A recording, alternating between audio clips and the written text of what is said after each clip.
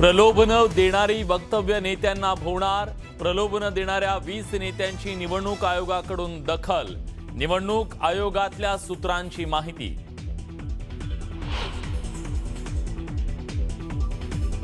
सर्व बाजूंचा विचार करून कायदेशीर सल्ला घेऊनच निवडणुका पुढे ढकलल्या.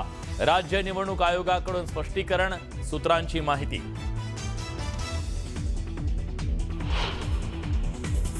निवडणुका पुढे या निवडणुका रद्द करणं हे अत्यंत चुकीचं आहे. निवडणुका पुढे ढकलण्याचा निर्णय चुकीचा.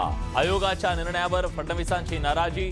निवडणुका स्थगित न करता सुरू ठेवाव्यात. भाजप प्रदेशाध्यक्ष रवींद्र चव्हाणांचं निवडणूक आयोगाला पत्र. काही ठिकाणच्या निवडणुका अचानक स्थगित करण्याची निवडणूक आयोगाची भूमिका अयोग्य. निवडणुका स्थगित न करता सुरू ठेवाव्यात. भाजपची मागणी. शहाजी बापू पाटलांच्या कार्यालयावरील कारवाई अयोग्य. गांभीर्य समजून शिंदेंनी दखल घ्यावी. संजय शिरसाट यांची मागणी. तर तक्रारीनंतर चौकशी झाली. मुख्यमंत्र्यांचं स्पष्टीकरण.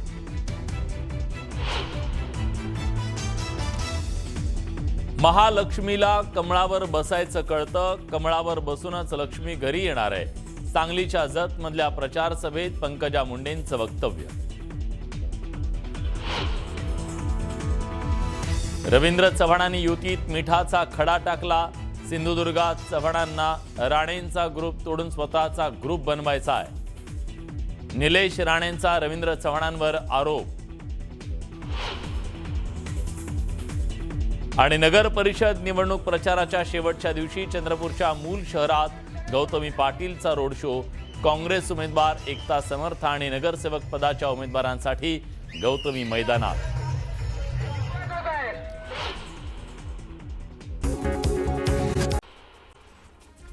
नाशिकच्या त्र्यंबकेश्वरमध्ये एकनाथ शिंदेंच्या प्रचार सभेचं आयोजन करण्यात आलं होतं. यावेळी त्यांनी शिवसेनेच्या उमेदवारांना बहुमतानं जिंकवण्याचं आवाहन केलं. इंद्रायणी नदीमधील प्रदूषण रोखण्यासाठी प्रयत्न करत असल्याचं वक्तव्य अजित पवारांनी केलं. लोकांना स्वच्छ पाणी देण्याचं आमचं उद्दिष्ट आहे असं ते म्हणाले. आळंदीमध्ये बोलताना त्यांनी हे विधान केलं. अनगरकरांच्या पापाचा आकडा आता भरलेला आहे असं वक्तव्य उमेश पाटलांनी केलं. तर आता आलेला फेरा हा नियतीचा फेरा असल्याचं ते म्हणाले. निवडणूक स्थगितीच्या निर्णयावर त्यांनी हे वक्तव्य केलं. जतमधील दगडफेकीची घटना अतिशय गंभीर बाब असल्याचं गोपीचंद पडळकर म्हणाले. तर निवडणूक लढवण्याचा अधिकार सर्वांना आहे असंही ते म्हणाले.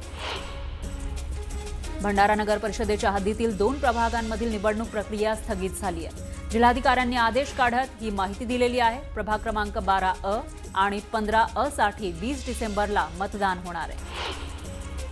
नगरपालिका निवडणुकीसाठी उमेदवारांकडून शेवटच्या दिवशी जोरदार प्रचार करण्यात आला. भरत गोगावले यांनीही जोरदार प्रचार केला. महाड शहरामध्ये डोअर टू डोअर प्रचार करण्यात आला. राहुल गांधींनी कितीही डोकं फोडलं तरी निवडणूक आयोग काहीही करणार नाही असं पृथ्वीराज चव्हाण म्हणाले. कराडमध्ये बोलताना त्यांनी निवडणूक आयोगावर सडकून टीका केली. जालन्याच्या परतूरमध्ये रुपाली चाकणकर यांच्या कॉर्नर सभेचं आयोजन करण्यात आलं. यावेळी त्यांनी राष्ट्रवादीच्या सर्व उमेदवारांना निवडून देण्याचं आवाहन केलं. भंडारा जिल्ह्यातील 4 नगर परिषद निवडणुकीसाठी वोटिंग मशीन रवाना झाली आहे. उद्या मतदान होणार आहे. त्यामुळे प्रशासनाकडून जोरदार तयारी करण्यात आली. इंदापुरात कोणी बोगस मतदान करताना आढळल्यास अडचण होणार असल्याचं प्रदीप गारटकर म्हणाले. त्यामुळे कोणीही बोगस मतदान करू नये असं आवाहन त्यांनी केलं. बुलढाण्यामध्ये 11 पैकी 10 ठिकाणी नगराध्यक्षपदासाठी निवडणूक होणार आहे. प्रशासनाकडून निवडणुकीची तयारी अंतिम टप्प्यात आली आहे. तर ईव्हीएम यंत्राचं वाटप करण्यात आलं आहे. ईव्हीएम घेऊन कर्मचारी मतदान केंद्रावर रवाना झाले. मावळातील निवडणुकीसाठी शासकीय यंत्रणा पूर्णपणे सज्ज झाली आहे. निवडणूक आयोगाकडून बॅलेट युनिट, त्याचबरोबर कंट्रोल युनिट, ईव्हीएम मशीन आणि आवश्यक साहित्याचं वाटप लोणावळा नगर परिषद आवारात करण्यात आलं. उद्या होणाऱ्या नगर परिषदेच्या निवडणुकीसाठी शासकीय यंत्रणा सज्ज झाली आहे. मनमाड, येवला, नांदगाव, चांदवड इथं मतदान केंद्र प्रतिनिधींना ईव्हीएम मशीनसह मतदानाचं इतर साहित्य वाटप करण्यात आलं. जळगाव जिल्ह्यातील 18 नगरपालिका निवडणुकीसाठी उद्या होणाऱ्या मतदानाच्या पार्श्वभूमीवर जिल्हा प्रशासन सज्ज झाले. मतदान प्रक्रियेचे सुरळीत संचलन व्हावे, कोणतीही अडचण निर्माण होऊ नये यासाठी शिक्षकांसह विविध विभागातील प्रशासकीय कर्मचाऱ्यांना मतदानासाठी आवश्यक असणाऱ्या साहित्याचं वाटप करण्यात आलं. सांगलीमधील जत नगर परिषदेच्या नगराध्यक्षपदाचे राष्ट्रवादीचे उमेदवार सुरेश शिंदे यांच्या घरावर आणि गाडीवर अज्ञातांकडून पहाटेच्या सुमारास दगडफेक करण्यात आली. या हल्ल्यात शिंदेंच्या घराचं आणि गाडीचं नुकसान झालंय. भाजप आमदार गोपीचंद पडळकर यांच्या कार्यकर्त्यांनी दगडफेक केल्याचा आरोप माजी आमदार बिलास जगताप यांनी केला. रत्नागिरी जिल्ह्यातील नगर परिषद आणि नगरपंचायतीच्या मतदानासाठी प्रशासकीय यंत्रणेची तयारी पूर्ण झाली आहे. 200 मतदान केंद्रांसाठी 1200 अधिकारी आणि कर्मचाऱ्यांची नियुक्ती करण्यात आली. पालघर जिल्ह्यातील 3 नगर परिषदा तर बाडा या नगरपंचायत निवडणुकीसाठी उद्या मतदान होणार आहे. यासाठी आज अधिकारी आणि कर्मचाऱ्यांना मतदान पेट्यांसह व्हीव्हीपॅटचं वाटप करण्यात आलं. 16,660 मतदार आहेत आणि 122 मतदान केंद्र उभारण्यात आली आहेत. सिल्लोड नगर परिषद निवडणुकीमध्ये माजी मंत्री अब्दुल सत्तार यांची प्रतिष्ठा पणाला लागली आहे. नगर परिषदेमधून सत्तार यांचे पुत्र अब्दुल समीर शिंदे सेनेकडून रिंगणात आहेत. भंडारा शहरामध्ये बाहेरून येणाऱ्या वाहनांची तपासणी केली जाते. वाहनात पैसे, दारू किंवा अन्य साहित्य आढळल्यास कारवाई केली जाते. भंडाऱ्यामध्ये 5 निवडणूक अधिकारी आणि कर्मचारी पोस्टल बॅलेट विना मतदानापासून वंचित राहण्याची शक्यता आहे. नगर परिषद निवडणुकीच्या तोंडावर पोस्टल मतपत्रिका उपलब्ध नसल्यानं प्रशासनात खळबळ माजली. नशिराबाद नगर परिषद निवडणुकीच्या पार्श्वभूमीवर भाजप सेना युती विरुद्ध राष्ट्रवादी काँग्रेस असा थेट सामना रंगलाय. प्रचाराला काही तास शिल्लक असतानाच राष्ट्रवादी काँग्रेस पक्षाचे उमेदवार प्रभागातील प्रत्येक घरी पोहोचले. घरोघरी जाऊन मतदारांशी संवाद साधला.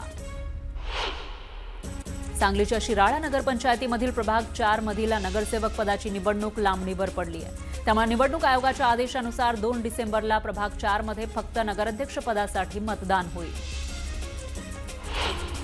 तळेगाव नगर परिषदेच्या मतदानासाठी वापरण्यात येणारी ईव्हीएम मशीन आज 71 मतदान केंद्रांकडे रवाना होतीये. तर पोलीस बंदोबस्तामध्ये होत असलेल्या या वाहतुकीवर सतत नजर ठेवली जाते. भुसावळमध्ये मतदानासाठी स्ट्रॉंग रूममधून कर्मचाऱ्यांना ईव्हीएम मशीनसह मतदान केंद्रांचं साहित्य वाटप करण्यात आलं. न्यायालयामध्ये अपील दाखल असल्यामुळे 6 मतदान केंद्रांवरील मतदान प्रक्रिया पुढे ढकलण्यात आली आहे आणि 6 मतदान केंद्रांवर उद्या मतदान होणार नाही. नशिराबाद नगर परिषद निवडणुकीच्या पार्श्वभूमीवर झालेल्या प्रचार सभेत मंत्री गुलाबराव पाटील यांनी विरोधकांवर टीका केली. मी चांगलं बोलतो म्हणूनच मला राजकारणामध्ये फायदा होतो. बोलणाऱ्याचं सर्व विकत, न बोलणाऱ्याचं काहीच नाही. मंत्रालयामध्येही बोलणाऱ्या मंत्र्यांचंच काम होतं असं गुलाबराव पाटील म्हणाले. सोलापुरात काँग्रेस शहराध्यक्षांना भाजप आमदार देवेंद्र कोठे यांनी मोठा धक्का दिला. काँग्रेसच्या माजी नगरसेविकेसह पदाधिकाऱ्यांनी भाजपमध्ये प्रवेश केला. परळीला भस्म करायचं काम ज्यानं केलं त्याला मत मागण्याचा काय अधिकार आहे असं म्हणत खासदार बजरंग सोनवणे यांनी धनंजय मुंडेंवर टीका केली. पंकजाताईंना विरोध करण्यासाठी देवाभाऊंनी धनंजय मुंडेंना छुपी मदत केल्याचा आरोपही त्यांनी केला. आमदार महेंद्र दळवींची आमदारकी कोणत्याही क्षणी जाऊ शकते असं विधान खासदार सुनील तटकरे यांनी केलं. गावात नाही पत आणि माझे नाव गणपत अशी दळवींची अवस्था आहे असा टोलाही तटकरेंनी लगावला. अनेक मुख्यमंत्री येतील, आश्वासन देतील, पण ईश्वरपूर शहराची काळजी मलाच घ्यायची आहे असं जयंत पाटील म्हणाले. ईश्वरपूर शहराचा विकास कोणालाच करायचा नाही, सर्वांचा उद्देश मला पराभूत करायचा आहे असा टोला त्यांनी मुख्यमंत्री फडणवीसांना लगावला. रोहा नगर परिषदेच्या नगराध्यक्षपदाच्या उमेदवार वनश्री शेंडगेंसाठी सभा घेण्यात आली. रोह्यामध्ये राष्ट्रवादीच्या वनश्री शेंडगे आणि शिवसेनेच्या शिल्पा धोत्रे यांच्यामध्ये अटीतटीची लढत होणार आहे. बार्शीचे आमदार दिलीप सोपल यांनी पालकमंत्री जयकुमार गोरेंनी निधी आणण्यासाठी कोणाकडे जाणार या वक्तव्याला प्रत्युत्तर दिलं. निधी आणायला मुख्यमंत्र्यांकडे जाणार आहे. शासनाचा निधी म्हणजे वडिलोपार्जित इस्टेट नाही असं म्हणत सोपल यांनी पालकमंत्री गोरेंना जोरदार प्रत्युत्तर दिलं. सांगोल्यामध्ये निवडणूक आयोगाच्या भरारी पथकाकडून भाजप आणि शेतकरी कामगार पक्षाच्या प्रचार कार्यालयांची तपासणी करण्यात आली. शहाजीबापू पाटलांच्या कार्यालयाची तपासणी केल्यानंतर रात्री उशिरा निवडणूक आयोगानं ही तपासणी केली. आमदार संतोष बांगर यांनी हिंगोली शहरातील कॉर्नर सभेतून थेट उपमुख्यमंत्री शिंदेंना फोन लावला. यावेळी फोनवरून बोलताना शिंदेंनी आचारसंहिता संपल्यावर आझम कॉलनीचा विकास करण्याचं आश्वासन दिलं. साताऱ्यातील कराड आणि मलकापूर नगर परिषद निवडणुकीमध्ये महायुती आणि महाविकास आघाडीमधील घटक पक्षांनी एकत्रित येऊन भाजपला आव्हान दिलं. महाविकास आघाडीमधील एक माजी मंत्री आणि एक माजी मुख्यमंत्री यांच्यासह महायुतीतीलच 2 मंत्री भाजप विरोधात असल्याची तक्रार कराडच्या भर सभेत अतुल भोसले यांनी थेट मुख्यमंत्र्यांकडे केली. भाजप आमदार श्वेता महालेंनी फेसबुकवर केलेली पोस्ट चर्चेत आली आहे. नगराध्यक्ष हवा की घराणेशाहीचा स्टॅम्प अशी पोस्ट त्यांनी केली. भाजपमधल्या अनेक नेत्यांनी स्वतःच्या घरातच उमेदवारी दिलेली आहे, त्यामुळे महालेंचा निशाणा नक्की कोणाकडे याविषयी चर्चा रंगली. काही ठिकाणच्या निवडणुका अचानक स्थगित करण्याची निवडणूक आयोगाची भूमिका अयोग्य आहे, असं रवींद्र चव्हाण म्हणाले. निवडणुका स्थगित न करता सुरू ठेवण्याची मागणी त्यांनी पत्रातून केली.